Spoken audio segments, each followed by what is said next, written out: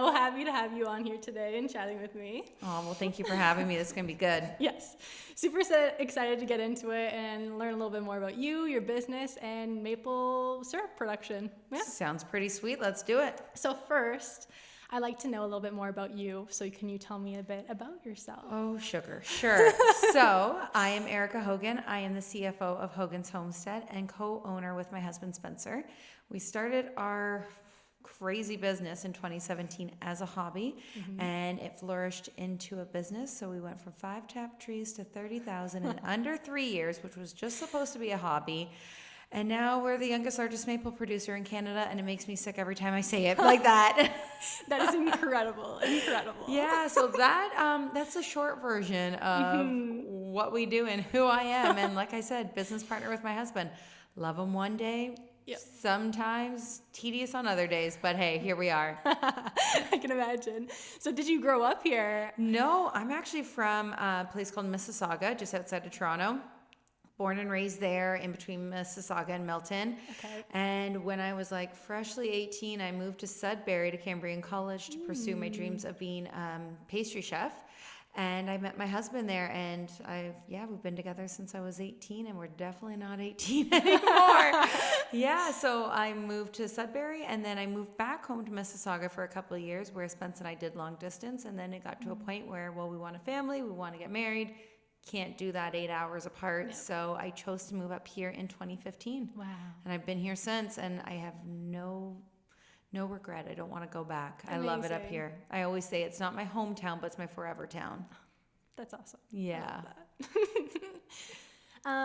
So you are the CFO and co-owner. So what does that mean, and what do your daily tasks look like?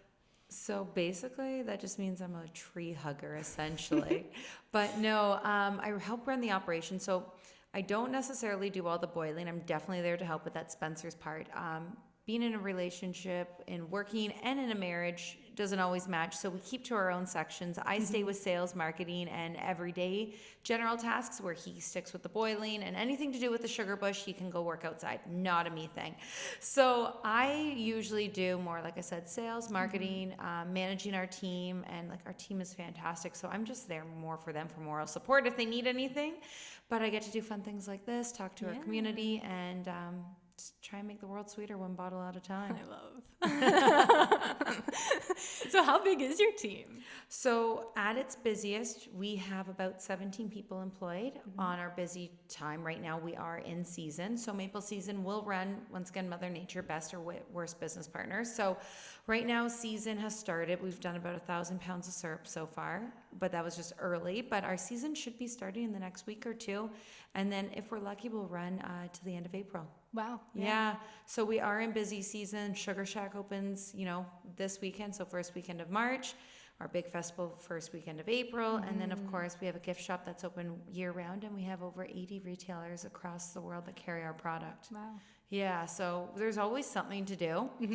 If it's not in the sugar bush, I'm behind the computer and trying to get everybody organized so I don't have a mental breakdown when it comes to syrup. So so that's what I do in addition to raising 2 feisty gingers at home. So incredible. Yeah, so that's really it in a nutshell. That's so awesome. So how did, you kind of mentioned it, but how did Hogans Homestead start? Okay. And then how did it evolve to 30,000? No, 300,000. No, 30,000. 30,000? You're right. Yeah, no. You're doing good. Don't worry. I like your ambition because if everything goes well, we plan to have an expansion up to 155,000 taps in the next 5 years. Maybe 300,000 soon. So long story short, so 2017, Spencer's grandfather, Bruce Belfour, passed away, who was an original Sault here. He passed away at 94 years old, and he was always a stickler for saving money. I had known him from 2009 up until the day he had passed, and I've always known him to kind of buy you, save the rest. It was always about saving money. And he left every grandkid about $200. That's it, $200. And it was weird because you weren't allowed to save it. You couldn't invest. You had to go spend it and do something with your significant other. If that's buying a trip, buying furniture to go have wine out at the porch every night, it didn't matter. But those were the the stipulations around this. Wow. So we lived on St. Joe's Island at the time, and our neighbors were the Gilbertsons. Of course, you're going to Gilbertsons for pancakes, which open up in like 5 days. We already have it marked down that we're going back. And we were having pancakes, and Spence looked at me as I had a pile of pancakes in my face, and he goes, I wonder how hard it would be. I'm like, what the frick are you talking about? And I'm just eating. I'm like, eating? Like, what's going on? He goes, I wonder if we could make maple syrup. Well, my background is I'm a pastry chef by trade. Spence is an HVAC, refrigeration gas mechanic. So we're pretty crafty people. And he goes, I wonder if we could maybe use that money from Grandpa Bruce and tap a couple trees and learn a new skill. I said, sure. All we knew is that we liked maple syrup. We knew nothing else, not even close. So a little bit of YouTube and running to Kentville on the island, which is just a hardware store there. We picked up 5 buckets and kind of everything that we needed to get started. Spence built his first evaporator out of a steel drum, a hotel pan, and a fireplace kit. Like we were MacGyvering everything. And by 12:30, I lost him. We had 5 taps up and I couldn't find him on our property. We only had 3 acres and it was very wide, so you could see everything. I had no idea where he went. I'm calling him, he's not answering. Lo and behold, here he comes with another stack of buckets. We went from 5 to 27 taps in under an hour, okay? Wow. So the addiction of making maple syrup is a real thing, and you just want more. It's insane. Like, we weren't even boiling, okay? Sap was dropping in, and all he could think was, I want more. So that evening, he didn't tap them all. He had a bucket sitting at the door. And next thing, I don't know, 7 o'clock at night, it's already dark on the island. It's March, and I can't find him again. And all of a sudden, I look out the window, and there's a headlamp, and he's there all dressed in black, okay? In the neighbor's yard, like Elmer Fudd from Bugs Bunny, tapping trees in the middle of the night. Not on our property.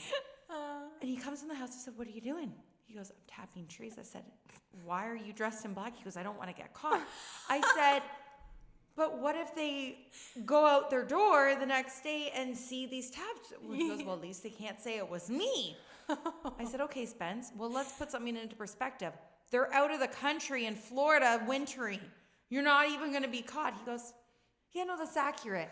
So we got onto our property and he tapped the neighbors. They were fine with it. They thought it was hilarious when I sent them the pictures of him, trotting through the property with a headlamp and it's pitch black with a drill. Yeah, it was really good. So needless to say, our first year we did 11 liters. We were so excited. We're like, oh my gosh, 11 liters. What are we going to do with it? Yeah. So as the years progressed, we said, well, we'll sell a little bit. We'll do it for gifts. We'll have our own reserve. We'll make enough just to feed our hobby. That's all it was ever supposed to be. Well, lo and behold, somebody gifted our syrup to head of Metro. Wow. And they're like, well, this product's good. We want it on our shelves.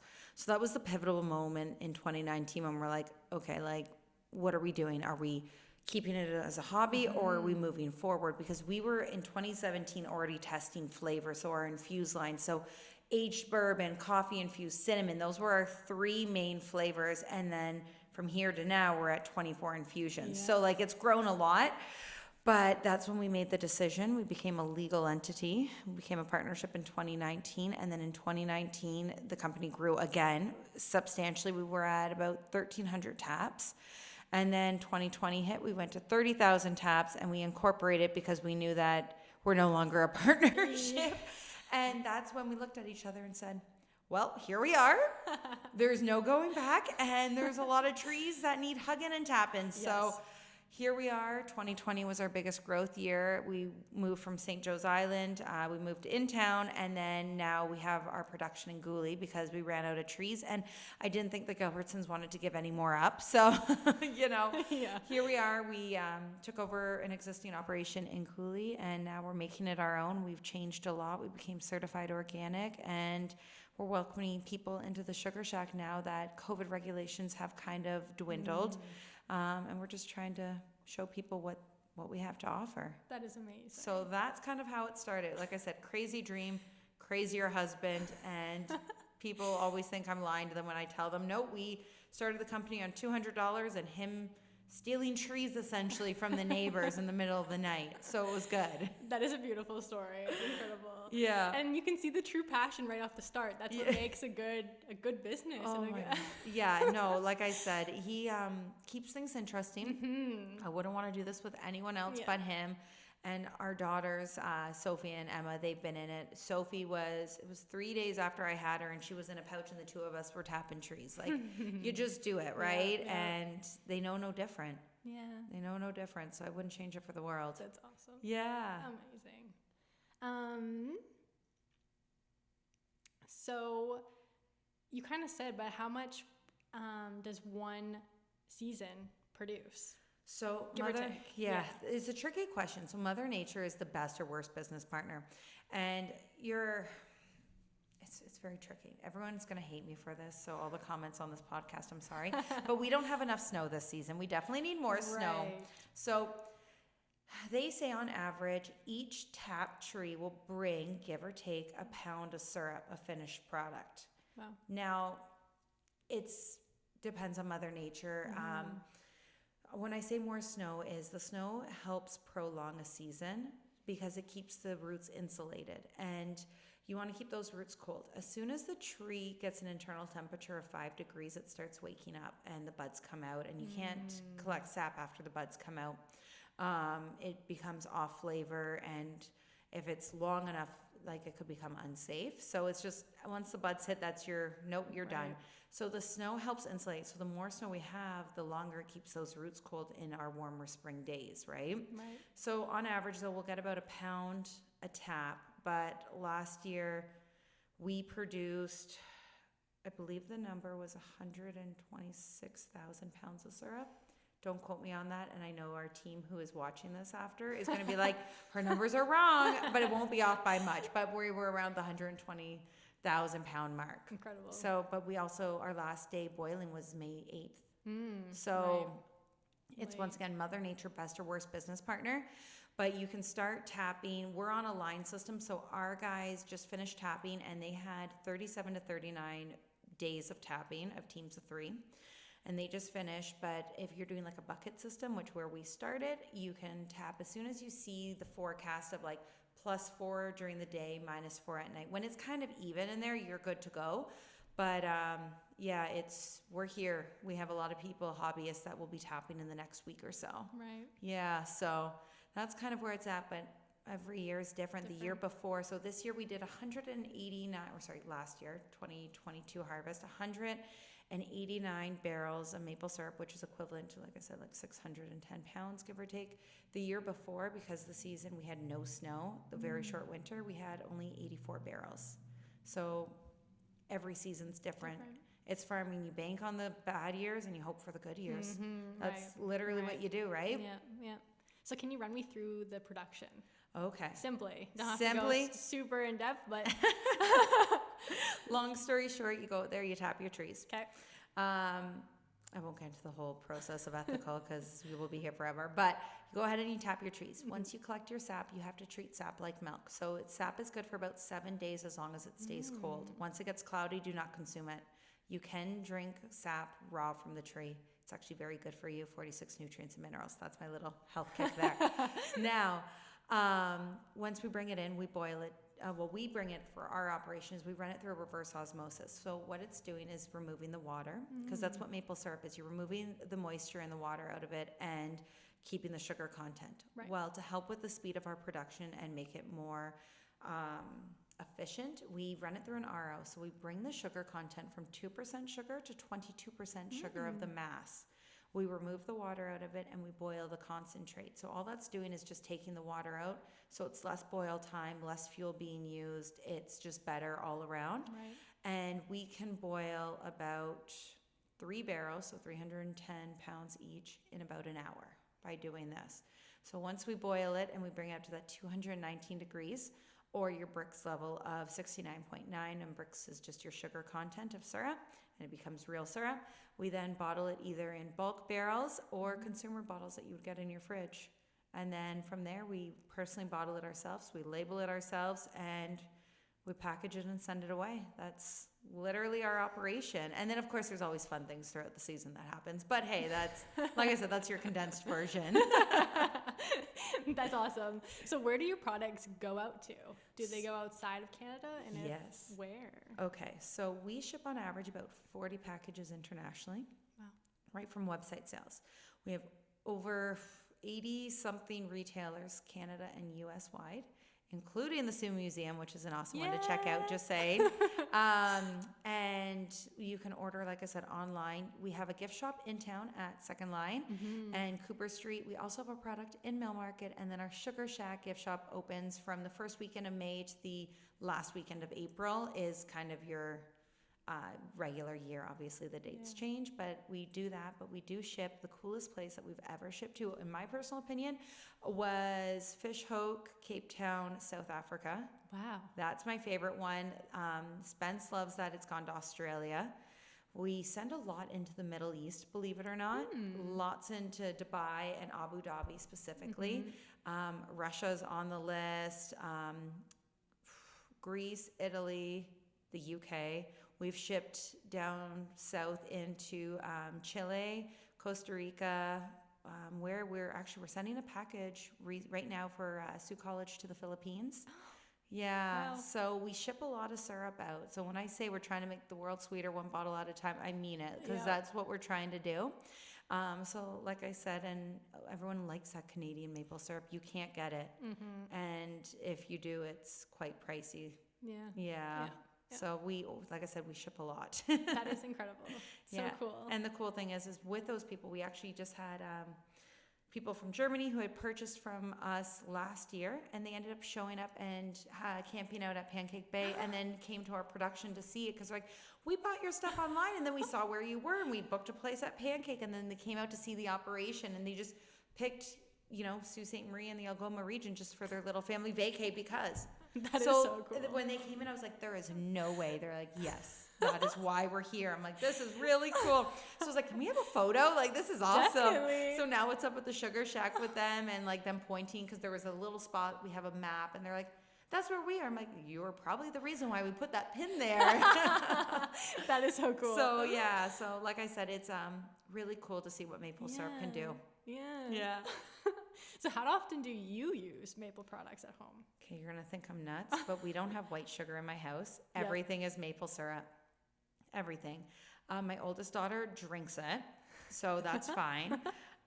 My youngest likes to wear it in her hair. She's also a year and a half, so it happens. But no, we use maple syrup in anything and everything, from cooking to baking, of course, pancakes and waffles. But anything that needs sugar, we don't use sugar. We use maple syrup because it's a better sugar alternative. The difference between it is maple syrup is natural sugar and not refined sugar. And there is 46 nutrients and minerals in maple syrup. So that's kind of where the inspiration of the infusions came, because like we have a chili maple. I use that for chicken stir fries all day long. I marinate our chicken with it, our vegetables, and that's kind of the go-to. When I have to make our own teriyaki sauce, I use our maple syrup. I use our ginger root syrup. Like we use it a lot. But it is funny though, everyone goes, I come to your house and you don't have any of your maple syrup in the fridge, because they're always like the last bits of the bottling where it's not enough to fill a bottle. So we always joke around that we get the scraps of every batch. And I joke around, I'm like, why would I have our own product when it can be sold? And like, you'll just have like little random mason jars that will be like written chili maple leftovers or vanilla bean or original. And they're all in my fridge. And that's, it's once again, no Hogan labels anywhere, but there is syrup there. Yeah, it's fine. But yeah, and when you come to our Sugar Shack, our big thing is you take shots of syrup. If you didn't have a shot of syrup before you left, were you even there? So it's kind of tradition, just saying. That's amazing. I was gonna ask, what are like some fun, unexpected like combinations with maple syrup that you've like come across? Because everyone knows, obviously, pancakes, but like. So I love this question. So with my background, there's nothing that can happen. So for example, our lavender infused maple syrup, everyone thinks it's gonna taste like potpourri. It doesn't. Right. It is so good on vanilla bean ice cream. We actually marinate lamb with it and use that with a little bit of rosemary in the pan and a little bit of the lavender infused syrup. We make drinks with it. We cook with it. We bake with it. We even like take our chili maple and inject it with pulled pork, roll it on chicken wings. The other one everyone always like questions is our peppermint maple, because they're like, are you sure you want to do that? I said, trust me, it is the best in hot cocoa. Right. It is so good in hot chocolate. And if like we make something called grasshopper pie. No, there's no grasshoppers in it, but it's literally a mint pie with like an Oreo base. Okay. And instead of using liqueur or sugar or, peppermint extract, we use our peppermint maple. So like I said, you can do anything with it. We were at the Royal and there was a chef there and he did our hibiscus maple on white fish and then had our coffee maple like brittle on top. It was so good. I never would have thought to pair our hibiscus maple with fish. It was so good. That is incredible. Yeah, just saying. We're foodies. We eat a lot. It's okay. No, that's so good. Yeah, if my husband was here or the guys in the Sugar Bush, they always say my body's made by maple, and they just say, don't judge me. We eat maple syrup all the time. As you should. Yeah. As you should. Yeah. I do every day, every morning. What else do I have to ask you? I know, there's a lot. There's so many. Do you have any fun facts? Oh, I can give you whatever fun I facts you know. want. So if you're talking about maple syrup, fun facts is it's a 40-to-1 ratio. So everyone always questions like, wow, maple syrup is so expensive. Like, and where that comes from is it's a 40-to-1 ratio. So 40 liters of sap is only equivalent to 1 liter of syrup. And that's insane. And people don't understand that. And if you're doing it over wood fire, it takes 8 hours to boil. Like, people don't understand the time that it takes. And like I said, I've already pushed the whole health fact of the nutrients and everything. But really, maple syrup is such a, it used to be used as medicine, essentially. And as it became so commercialized, we kind of lost track of the real benefits of it. And that's why I say we don't have white sugar in our house. Like, if my daughters aren't feeling well or the guys at the Sugar Bush or our team is feeling low energy, they drink raw maple sap. Right. And the energy, I've seen them, if there's a line that carries sap from the trees to our bush, and if it breaks, before they fix it, the guys will dump out their water bottles and fill it with sap because they're getting the nutrients, they're getting the minerals, they're getting almost that electrolyte of energy, and it's natural. And like, if your stomach's bugging you, sap is such a great thing. And way back in the day, it was used as medicine. And all we're trying to do is like show these fun facts and be like, guys, like, it's not just sugar. And my favorite question to ask at field trips to the kids is, do you think maple syrup's junk food? They all say yes. Or I get, nope. My mom said it's junk food and we don't get it often because it's sugar. And I said, yes, that's true. And I'm not telling you to test your mom here. I said, but actually it's a good sugar. Yeah. I'm obviously everything in moderation, but one of our nieces, she is diabetic, and the sap actually helps level out her numbers, and once again, I'm not a dietitian. I'm just a maple maker. That's all I am. So, but I just know from our experiences, the health benefits that syrup has. So, it's one of those things, and everyone knows that maple syrup, Quebec is the biggest holder. But from my research, actually, Ontario has more maple trees than Quebec. We just haven't tapped into that market as lucrative as Quebec has, and I always say, people think, we hear it all the time, like, oh, I like my syrup from St. Joe's Island, or I like my syrup from Batchewana, or I only like Goulie syrup, and everyone says, oh, syrup. It's not. And every sugar bush is different because of the ground and the minerals. Like, they say in the Algoma region where we are, in the Goulie, Batchewana area, our syrup will have a different taste than St. Joe's Island. And we know that from the different, sugar bushes we've had in the past. And it's about the minerals from our rock formations to the nutrients in the ground. And it's really crazy to think people don't realize, like, Mother Nature is in control of this entire operation, and it's based on your area of what you get. And some people will say, like, Quebec syrup is, I don't use the word bitter, but has more of a bite to the taste of the syrup than Ontario syrup. But we're also in different, places. And that's kind of a cool thing. So if you don't like one syrup from a sugar bush, don't write syrup off, please. Please go try another sugar bush, because I guarantee you will find one that you like. So don't write off maple syrup. But it's a massive industry, and Canada sends a lot of syrup out every year. Canada. But that's the thing. I traveled abroad a little bit, and can't like maple syrup. That's the thing. That's the thing. Everyone gets it. And like a lot of syrup from Canada goes into Asia. That's a massive market into Asia. And like I said, we send a lot out into like Germany and the UK. And from our understanding and talking with our consumers is, once again, they use it for the health benefits. It's a better sugar. They're not using it all day long or whatever, not like us drinking it at the Sugar Shack. I know it is what it is. But it's really cool to see how such a natural product that is native to Canada and is not unfortunately, but is the stereotypical Canadian thing is there. Like, we just got a phone call and I'm trying to rearrange the schedule, but we're going to be hosting exchange students from Thailand to come learn about maple syrup. That is and so cool. like, how do you say no to that? No. You know what I mean? Yeah. So we love that. We have exchange students coming from Brazil at the end of the month for us. And it's just, once again, we take maple syrup for granted, but it's literally liquid gold. It is. It truly is. I barter a lot with maple syrup, trust me. Whenever we travel, we always have little bottles of syrup, just in case. We're like, oh, this is from us. I know, I love your little bottle, because those are perfect for traveling. Yeah, the little ones are pretty cute. Yeah. Spence makes me keep them in my purse. We've been to weddings and he'll be like, this needs some syrup. And I'm here like pulling out syrup. And I'm like, oh gosh, this is so embarrassing. And he's there pouring it on this beautiful dinner. And I'm like, okay. And I'm just like, it's marketing, brand recognition. Leave the bottle, let everyone see it. And I'm like, no one will judge you. It's fine. And I'm like looking at him as he's like there dripping it and dropping every last drop. I'm like, I've become that person. I am that crazy old lady with maple candies or like just candies in her purse that everyone knows. So it's fine. It's good. This is just a part of the personality, the whole job, everything. It just comes at I've once. learned not to question anymore. And I look at him with this look all the time, like, I don't know who you are anymore. But no, like I said, wouldn't change it for the world. Yeah. Sounds like a pretty incredible journey you've been on.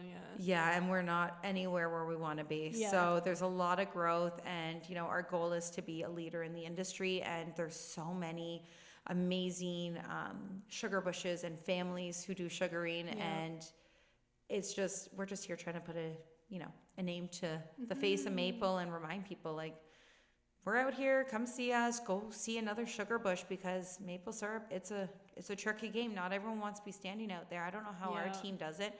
Minus 25, tapping trees, living their best life. They're like, oh, well, at least my office view is better than yours. As I'm sitting there looking at a gift shop, I'm like, good, I'm glad, I'll stay warm.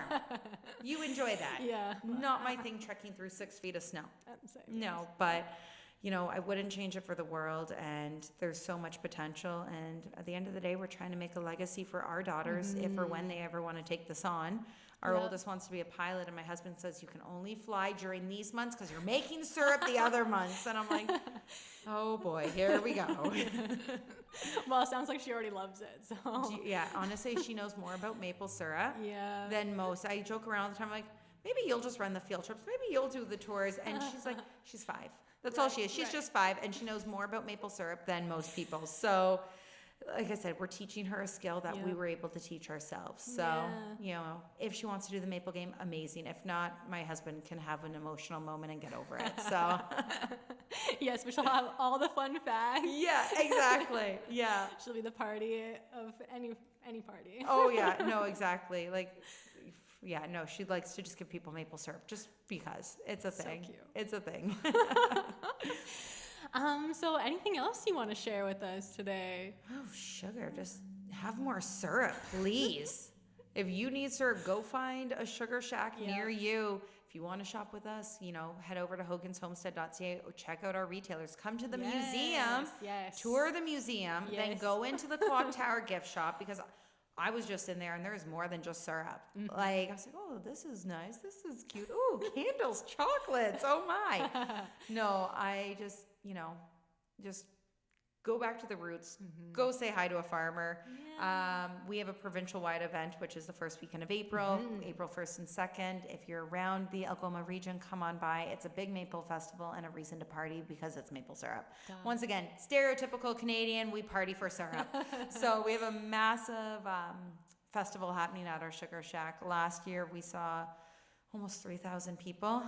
Yeah, so we're hoping we made it a little bit bigger. We got more tricks up our sleeve, but other than that, come by the sugar shack and, have all the maple syrup. You can never have enough. Stockpile it. Yeah. You can stay in the Yeah. pantry until you open it, put it in the fridge, but you just stock it. It's fine. Oh, yeah. And it makes good gift giving. It sure does. Lots of people at Christmas, took Yes. a bunch of the syrups from the gift You shop. have no idea how much syrup moves at Christmas time. Yeah. It's crazy. I'm like, and people are like, everyone loves this now. I have to give them syrup. And I'm like, it's good because you're normalizing that you don't need a large, fancy merchandise style gift. I love getting gifted food. It's my favorite thing. Or like something that I can do with my family. Like we got passes just to go hike different trails. I'm like, that's what I want. That's so cool. You know what I mean? Yeah, Like if yeah. you're giving me a bottle of syrup, you're not just giving me a bottle of syrup. To me, you're giving me the opportunity to make memories with pancake breakfast with my girls or, you know, making cookies with my daughter. Like it's more than just a bottle of syrup, So right? right, yeah. So, like I said, I love that we are starting to normalize that you don't need a $300 gift for someone and a bottle of syrup or anything from a farmer goes a long way. Yes. Yeah. I also accept cookies and bread if anyone's asking. All the baked goods. Yeah. Anything good. Anything. I like carbs. It's fine. Don't we all? But yeah, no, other than that, that's kind of it, you know? Yes. Amazing. Yeah. You're doing incredible things. I thank you so much for doing everything and coming on and talking to us today. Absolutely. Amazing. Well, thank you for having me. I love it. And like I said, I should have brought shots of syrup, but Yeah. well, we're not the Sugar Shack, so we'll have to fix go that. Bust one open downstairs. Yeah. Just take shots of syrup. No big deal. Amazing. Thank you so much. Awesome. Thank Well, you. thank you. This was fun. Thanks.